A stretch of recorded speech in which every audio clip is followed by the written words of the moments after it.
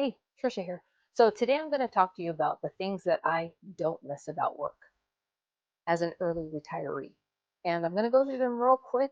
And I'm sure you probably can feel if you're still working, these are probably things that you have to deal with every day, and you can't wait to hang up your hat as well because they're annoying, many of them. So first one is the commute. Commute was horrible, hated it. Probably the biggest reason why I wanted to retire was my commute was awful. I don't know if you know about LA traffic, but it's no fun. It would take me an hour and a half to get to work and 2 hours to get home from work. I was exhausted mentally, physically, hated every second of it, and could not wait to retire so that I didn't have to do it. Number two would be the the office politics. Having to deal with people trying to, you know, impress somebody, climb the corporate ladder, all of the undermining that happens in a work environment. Yeah, I won't miss that at all either.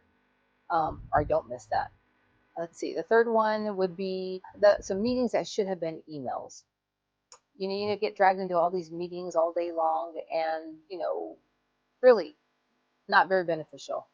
And some people just don't know how to run meetings, and some people wait too long in between meetings, and so you end up recovering the same info that you covered the last meeting. So yeah, I don't miss any of that because I think it's very unproductive, and depending on who the actual person that's running the meeting is, and sometimes it could drag on. So I don't miss those kind of meetings. Fourth thing is the tedious busy work. You have to do a lot of busy work in your job, and nobody likes to do that because there's no growth in that. It's just something that you have to get done. And honestly, the faster you get it done, the better. I had a process that I had to do every year, and I hated it. And when I moved on, I had to hand it over to the person that replaced me, and he hates it. So, it's one of those things that, you wish they would listen to you and you could come up with a better solution, but it's hard to convince, you know, people in upper management that the way that you're doing it is really not the optimal way to do it. So don't miss that at all. Another thing is coworkers that are trying to impress everybody, trying to, you know, climb the corporate ladder, willing to stab anybody in the back, willing to name drop to get their ways. Yeah, I don't miss that. Another thing I don't miss is the lazy coworker that doesn't want to do anything, that doesn't want to help you out, that doesn't want to own anything. It's never their problem, it's never their issue. Yeah, I don't miss that at all. Another thing I don't miss is for management that they just don't truly understand the job that of the people that they manage. And so when they get a request, they just honor the request instead of questioning it and determining whether or not it's the proper thing to do. So ends up a lot of wasted time. I had one such incident that we would probably address this every couple of years. We would bring in the vendors, come up with various options, choose an option, start down the path, and then they would drop it. And then it would sit on the sideline for another year, and then another year later we'd bring it all back up and do the whole same thing over again.